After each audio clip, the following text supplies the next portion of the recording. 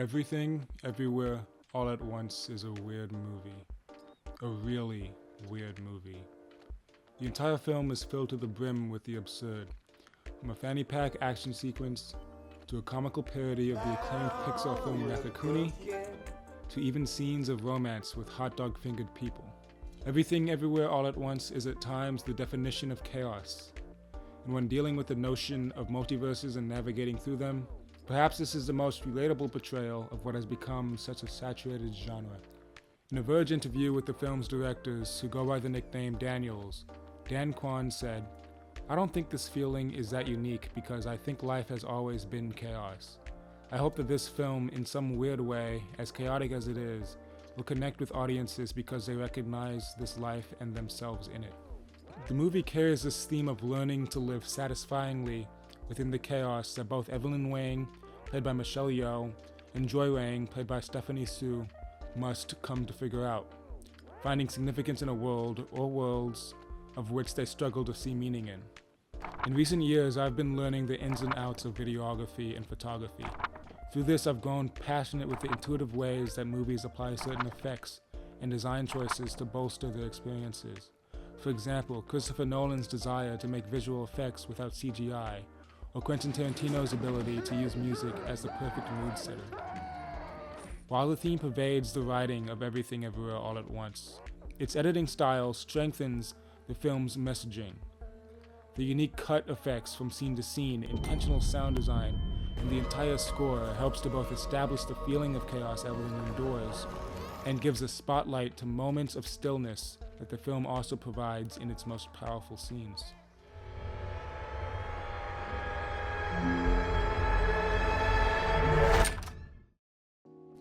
Before delving into the film's use of sound, let's quickly define the terms diegetic and non-diegetic sound. Diegetic sound is sound that the film's characters can hear, like dialogue or a distant explosion. Non-diegetic sounds are ones that only the audience can hear, like the film's soundtrack. Both of these modes come to shape what sound design is. Everything Everywhere All at Once boasts some incredible diegetic and non-diegetic sound design.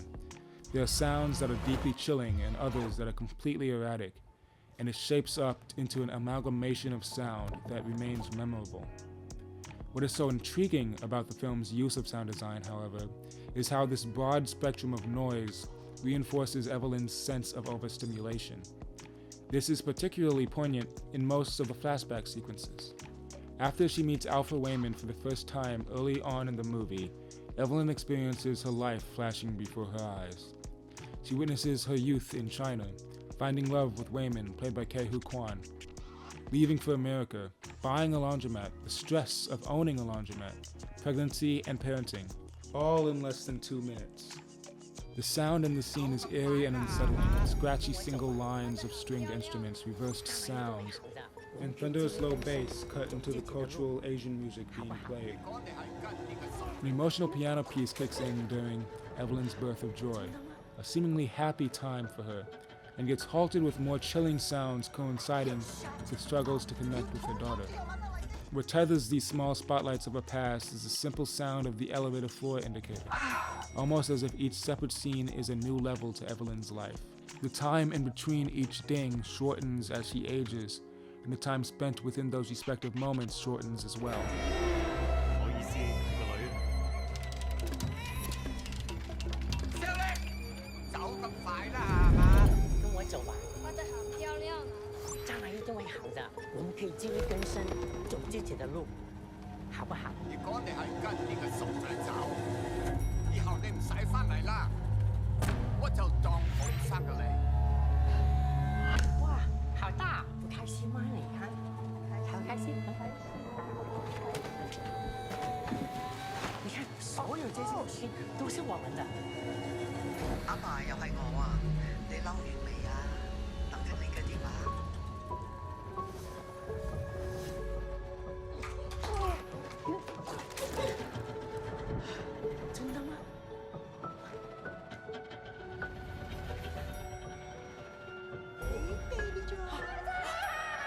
You come back here, shut up. You don't talk to your mother like this. 王太，有啲乜關於你講？呢個就係我哋嘅洗碗啦。the experience ends, leaving Evelyn and first watchers overwhelmed. This same style of short instances of recalling the past reoccur in other alternate timelines shown. The sound design in each serves the same purpose. The separate scenes are all too quick to leave to be able to experience all the feelings within them. Evelyn continuously gets distracted by everything going on in her mind and around her. As Daniel Scheinert states to NPR, for this movie we were trying to tell a story about someone who basically disassociates all the time, is constantly in another world in their mind.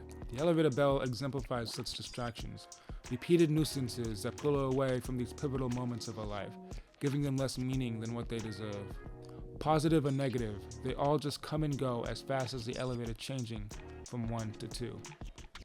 The first scene where Evelyn meets Jobu Tupaki, one who lives in a constant state of every life flashing in front of her, plays with music genre to enhance what Jobu Tupaki represents. The scene starts with the folk song Rainy Day by Susan Christie. After a short time, the genre shifts to festive Mexican music.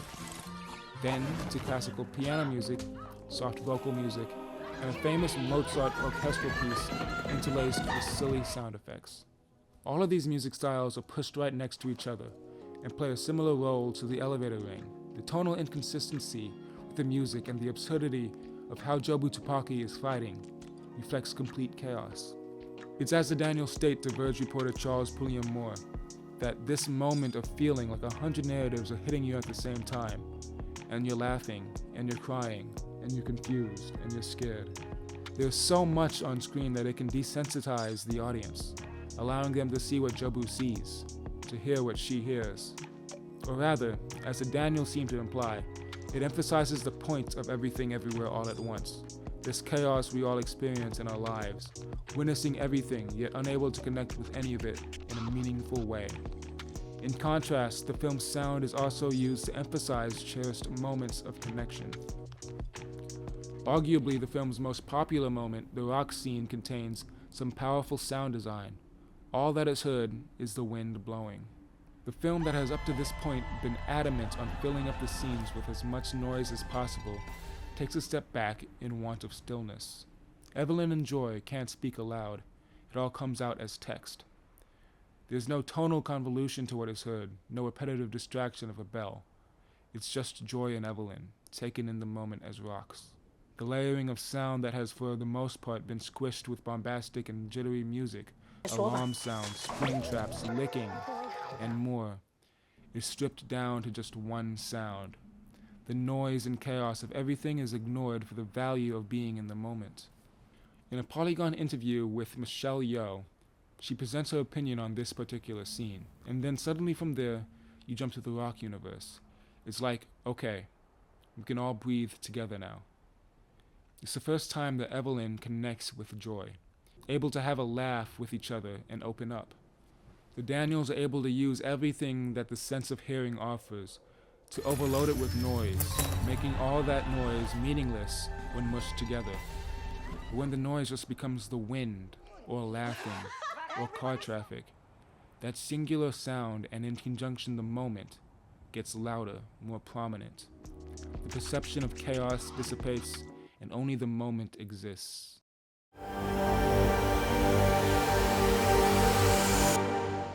Not only does the sound serve the thematic elements well, but the visual effects and transitions with the camera also heighten the narrative.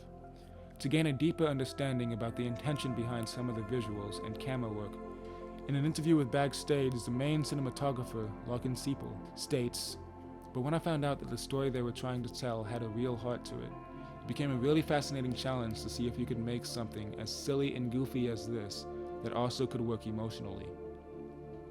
Let's again look at another scene with Jobu Tupaki, the first time we see her travel through the multiverses. The editing is simple, quick cuts to many disparate scenes that reflect the feeling of entering different universes. Like the flashback sequence with the elevator ring, these are too short to connect with. You can't feel the impending doom of the bus riders whose lives are threatened from a speeding truck. There's too much information thrown at you at such speed that any chance for empathy is snuffed out with each transition. Again, it reflects the experience of Jobu Tupaki, and by extension ourselves. Our world is increasingly allowing us to perceive endless bouts of information. There's so much to look at, And when we sift through the information, the substance behind them gets lost as we cast it aside for the next piece of breaking news. Evelyn turns into someone similar to Jobu Tupaki, with the ability to travel across the multiverses all at the same time. The way the film depicts her traversal through them is a great example of sensory overload. Moments pass in a blink of an eye. Whatever was existing leaves as quickly as it arrived. These cuts are simple, but packed within is our modern living experience, an inability to connect with anything, that these millions of lives we witness have no value. While these cuts are able to clearly depict the universe in a chaotic manner, they serve the same purpose as the sound design, also allowing for moments of connection. In detailing the process of the camera work, Larkin Sepel explained that, ultimately, it was just trying to find the emotional core of each universe, and what you wanted it to feel like.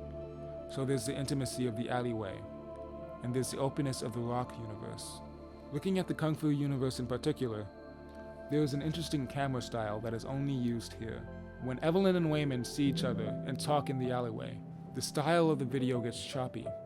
Its frames are lengthened and feels closer to a slideshow of images rather than the crisp 24 frames per second that movies typically shoot in. It is similar to the unending cuts shown before, but instead of crossing multiple universes, overloading the senses, it is confined to one singular moment, each frame given the time to be fully experienced. All the chaos, the distractions, do not matter, except for the point of time that Evelyn is experiencing. Connecting with Waymond in a meaningful conversation with his philosophy on how to live life fully. This is the strength of this film. They use everything the medium offers. Every cut matters. Every sound heard relates to the idea of chaos and connection, heightening the core themes. Had this been a novel or a comic, the impact would be lost. Everything Everywhere All at Once works only because it is a film that can play with the form in such a weird and unique way.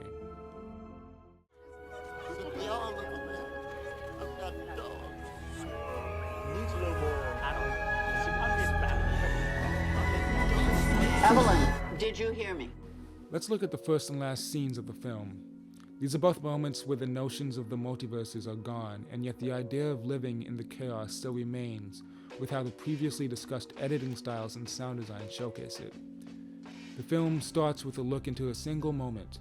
The camera pans slowly into a snapshot of Evelyn, Joy, and Waymond cheering, increasing the intimacy of the scene as the music wells up emotionally. The music takes a drastic turn to eeriness, and the scene cuts with Evelyn sitting at a table flooded with taxes. Waymond attempts to talk about something with Evelyn, to connect with her, but she remains distracted by her menial tasks marked by diegetic sound, preparing the food, dealing with emails, and helping her father. Waymond's attempt to talk seriously about their relationship gets drowned out by the noise of Evelyn's life, and thus deemed meaningless. A couple of cuts later, and the music has become scattered. Short, crisp plucks of a stringed instrument are repeated throughout the scene. This time her daughter Joy attempts to connect, asking if her girlfriend can come to tonight's planned party. The camera constantly shows Evelyn being pulled away by some other distraction, using sweeping cuts directed away from Joy that indicate her attempt to stay in the moment is lost. Her voice is washed away by the stress of Evelyn's chaotic day. Even without the more absurd moments that come later, there is still this overwhelming experience that Evelyn feels, keeping her away from moments of significance with her husband and daughter, which is exemplified by music choice and intentional transitions. Now to the final scene. For the majority of this scene, there is no music played. Every movement and sound can be heard. Yet the music builds softly when Evelyn physically connects with Waymond with a soft kiss. They then sit with their IRS agent Deirdre, played by Jamie Lee Curtis, for the last time. The hints of chaos return with background noise, yet now Evelyn seems focused on the present, and even when the noise can still be heard, it doesn't matter to her anymore. The camera pans in just like the beginning of the film. The intimacy of the moment increases as we get closer and closer to Evelyn. Evelyn, did you hear me? Sorry. These two scenes are both the few moments of the film when no one is worrying about multiple universes, and yet it is the specific choices with sound and transitions that keep the theme important. It is an attempt to offer an example to live knowing that nothing matters. As Dan Kwan suggests, we see you in this chaos. Maybe there's a better way. Maybe we can find a way to exist in all this noise.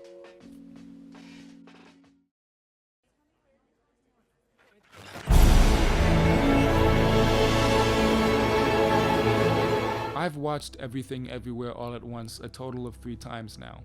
Each time I've done so, I've found deeper appreciation for what it does with the medium. As with so many other people, I have felt the weight of chaos, experiencing everything without ever receiving the meaning behind it. It is something we all must tackle in this modern age, and Everything Everywhere All at Once highlights that experience incredibly well. Upon my third rewatch, I was particularly enamored with one specific moment.